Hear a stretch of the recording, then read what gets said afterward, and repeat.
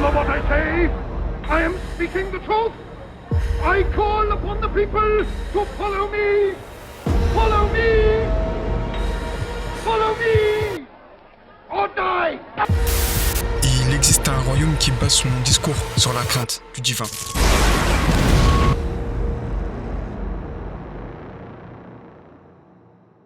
La propagande dit qu'un vrai croyant est habité par la crainte de son Seigneur et que celle-ci siège tel un roi dans un organe nommé le cœur, qu'à chaque battement, qu'à chaque pulsation de celui-ci, cette crainte traverse l'entièreté du corps à la fois physique et psychique. De telle sorte que ses habitants vivent dans une peur constante, que ce soit celle du péché, de l'égarement, voire de la pensée divergente. Dans ce royaume, chaque geste est scruté par un œil transcendant occupant tout le ciel, et son armée est constituée de soldats de la loi. Ainsi, dans le royaume, le mot liberté n'a pas lieu de citer. La seule loi qui existe est conformité. De ce discours découle une certaine idée de Dieu, une idée qu'il nous faut questionner.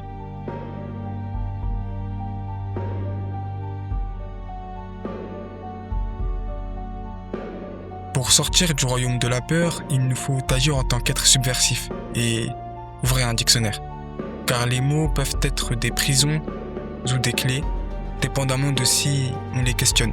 Un mot interrogé souvent se transforme en clé, nous permettant de sortir de la prison dans laquelle on était enfermé. Seulement trois mots nous intéressent ici. Ce sont ceux de taqwa, khawf et rahma. Le mot en arabe utilisé est celui de taqwa qu'on traduit par crainte. Plus précisément, la crainte de Dieu. Là où, en réalité, ce serait plutôt le mot khawf qu'il faudrait utiliser, qui lui signifie peur. George Orwell, dans son roman 1984, traitait déjà de l'impact de la réduction du vocabulaire sur la réalité et notre imaginaire. Jusque-là, l'ignorance, c'est simplement ce qu'on ne connaît pas et qu'on va peut-être connaître un jour par des recherches. Maintenant, on s'aperçoit que non, on peut produire activement de l'ignorance. Dans notre cas à nous, cela nous donne une mauvaise idée de Dieu qui du moins ne correspond pas à l'idée que le divin souhaite nous donner de lui dans sa révélation. Ar-Rahman. Ce mot est traduit par le tout miséricordieux. Partons de cela. Même si je vous l'accorde, traduire, c'est toujours trahir. Ici, ce qui m'intéresse, c'est le nombre d'occurrences d'apparition du mot Ar-Rahman comparé à celui de Khawf. On verra le mot taqwa plus tard. Ar-Rahman apparaît plus de 150 fois.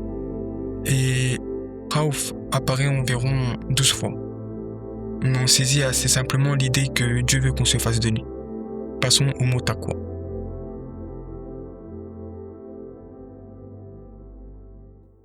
On sait ce que n'est pas la taqwa, mais il nous faut maintenant en avoir une définition positive. Alors, la taqwa est définie comme étant la conscience de Dieu. La taqwa, la conscience de Dieu donc, peut être perçue à deux niveaux. Le premier étant individuel et le second collectif. Sur le plan individuel, c'est la place que Dieu occupe dans votre cœur et votre conscience. Sur le plan collectif également, mais concernant cette fois-ci l'humanité, et plus particulièrement l'esprit d'une civilisation. Dans les récits attribués aux prophètes, on retrouve un hadith connu sous le nom du hadith de Djibril. Ce qui nous intéressera particulièrement dans celui-ci, ce sont les trois niveaux de conscience indiqués par le prophète.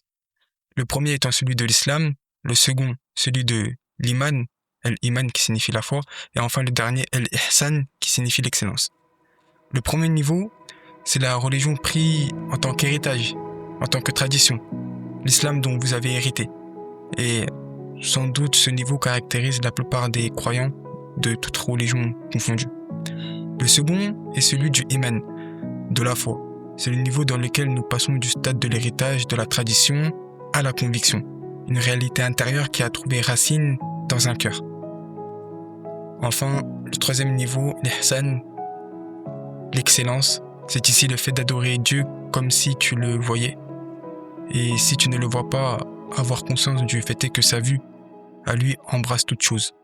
C'est être pleinement habité par la taqwa, par cette conscience, de telle sorte que chacun de nos actes laisse sentir l'empreinte de ce doux parfum. Vous êtes maintenant armé et équipé.